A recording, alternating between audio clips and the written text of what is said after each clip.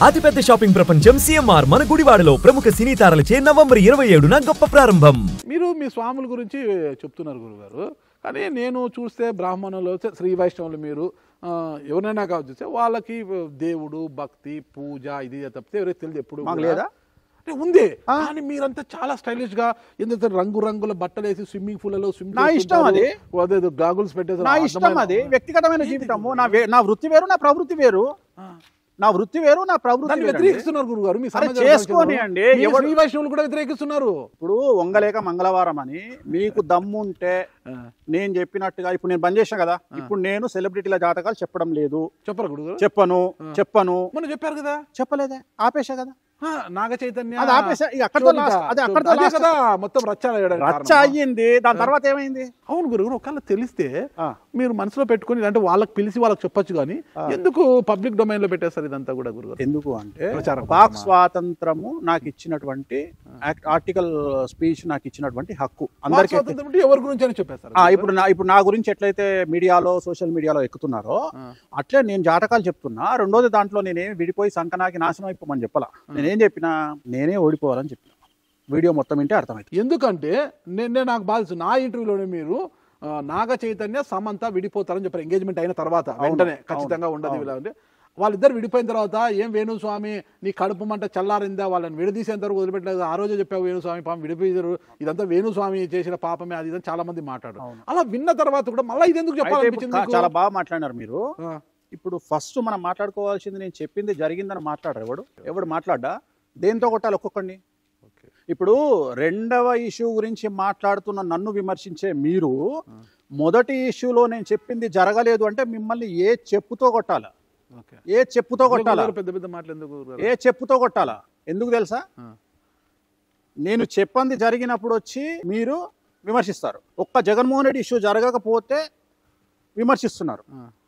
మరి నేను చెప్పింది మీరు చెప్పొచ్చు కదా, వేణుస్వామి చెప్పింది జరిగింది అని. వేణుస్వామి చెప్పింది ఆల్రెడీ ఒకటి జరిగింది, రెండవ దాని గురించి మాట్లాడుతుంటే మీరు ఎందుకు మాట్లాడతారని చెప్తారు. జగన్మోహన్ రెడ్డి గారిదే కాదు గురుగారు, 2014 నుంచి 19 వరకు అప్పుడున్న కేసీఆర్ ముఖ్యమంత్రి, తెలంగాణ ముఖ్యమంత్రి కేసీఆర్ కావచ్చు, చంద్రబాబు గారు కావచ్చు, ఇద్దరులో ఒకరు ఉండరు 2019కి. కానీ ఇప్పుడు ఇద్దరు కూడా హ్యాపీగా ఉన్నారు. అయితే విషయం ఏంటంటే రెమెడీస్ అనేవి ముఖ్యం. మనం అదే చెప్తున్నాం ఇక్కడ రెమెడీస్ అనేవి ముఖ్యం. ఆ రెమెడీస్ చేసుకోవడం వల్ల వాళ్ళకు ఉండేటువంటి గండాలు తలపైన పడాల్సినటువంటి రాయి పక్కన పడుతుంది. నరేంద్ర మోడీ గారి కూడా ఆరోగ్యం చరిష్మా తగ్గుతుంది అని చెప్పిన, మీతోనే చెప్పిన, మరి తగ్గింది కదా. ఇప్పుడు అంతెందుకు నేను 2 చెప్పిన. ఆంధ్రప్రదేశ్ లో జగన్మోహన్ రెడ్డి గెలుస్తాడు, సెంట్రల్ లో హంగ్ వచ్చే అవకాశం ఉంది అని చెప్పిన. ఉంది, చెక్ చేసుకోండి. తప్పైతే నన్ను చెప్పుతో కొట్టండి. ఇంత కరెక్ట్ చెప్పారు కదా మీరు. యూపీ మాజీ మంత్రి గాయత్రి ప్రజాపతి కూడా నీ జాతకం ఆహా ఓహో అన్నారంట. నేనే ఇప్పుడు ఆయన 2016లో జైలుకు పోయినాడు. ఆయన ఎవరితో చెప్పిండు? మీకు చెప్పిండా నాకు చెప్పిండా? ఇప్పుడు 2016 నుండి జైల్లో ఉన్నాడు. మరి జైల్లో కలిసిన వాళ్ళని అడగాలి కదా, మనకెట తెలుస్తుంది? ఇప్పుడు మీరు ఏమన్నా పోయి నాకు డౌట్ ఏంటంటే మీకు ఆయనకేదో లింక్ ఉంది. ఎందుకంటే నాకు ఎవరు కూడా తెలియదు గురుగారు. ఇంకా మీరు ప్రచారం ఏముంది గురుగారు? ఒకటి గాయత్రి మహంతి గారిని ముంచి ఆయన డబ్బులతో కొన్నదే ఈ ఫామ్ హౌస్. అవును, గాయత్రి ప్రజాపతి అనే వ్యక్తి 2016లో జైలుకు పోయినాడు. ఆయన నా క్లయింట్. అఖిలేష్ యాదవ్ గారు నా క్లయింట్. నాకు 190 మంది క్లయింట్లు ఉంటారు. ఇంకొకటి ఒక విషయం చెప్పదలుచుకుంది ఏంటంటే, ఇప్పుడు నాగరాజు గారు ఒక అమ్మాయిని చేసినారు అనగానే పోలీసులు అరెస్ట్ చేస్తారా? చెప్పగానే ఆధారాలు ఉంటే చేస్తారు. ఆధారాలు ఉంటే చేస్తారు. మరి వేణుస్వామి చేసినట్టు ఆధారాలు లేకపోతే బొక్క ఏమైతుంది? ఏం కాదు కదా. మరి మాజీ మంత్రి శివపాల్ యాదవ్ గారి కూడా ఆహా ఓహో అని చెప్పారు. ఆయన పరిస్థితి ఏంటి గురుగారు? నేనేం చెప్పలేదు ఆహా ఓహో అని. వీళ్ళందరితో నేను ట్రావెల్ చేసినటువంటి వ్యక్తిని. ఇప్పుడు నన్ను వాళ్ళ జాతకాలు మార్చలేకపోయారు మీరు. ఎవరు? మీరు.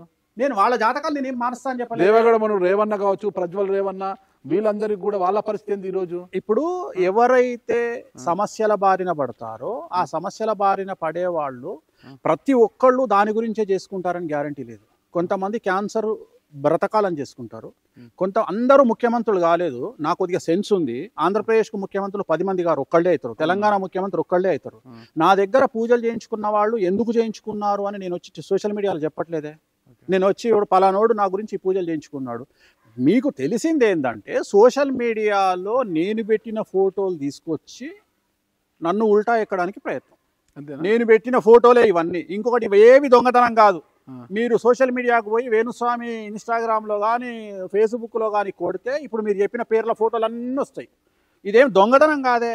ఓకే. ఒక నిమిషం అండి, మీరు- ఒక ఓకే, నిమిషం. ఓకే, ఇది ఓకే. దొంగతనం కాదే. మీకు తెలిసింది ఇదే. నాకు ఇంకా 100 మందితో పరిచయాలు ఉన్నాయి. ప్రతి ఒక్కరిని తీసుకొచ్చి నాకు లింకు కట్టి వాడు చచ్చిపోతే వేణుస్వామి కారణము, వాడు జైలుకు పోతే వేణుస్వామి కారణం అంటే వాడు చేయించుకున్న పూజ మీకు ఎందుకు ఎవరు చెప్పిండు? ఇప్పుడు నా మీద బట్టగాల్చి మీదేస్తున్నారు. జ్యుడిషియరీ ఏం చేస్తుంది, పోలీసు వాళ్ళు ఏం చేస్తారు?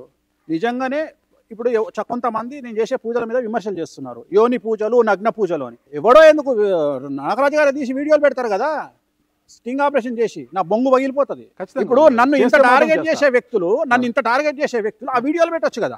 సుమన్ టీవీలో మీ పర్సనల్ అండ్ బిజినెస్ ప్రమోషన్స్ కోసం కింది నెంబర్కి కాంటాక్ట్ చేయండి.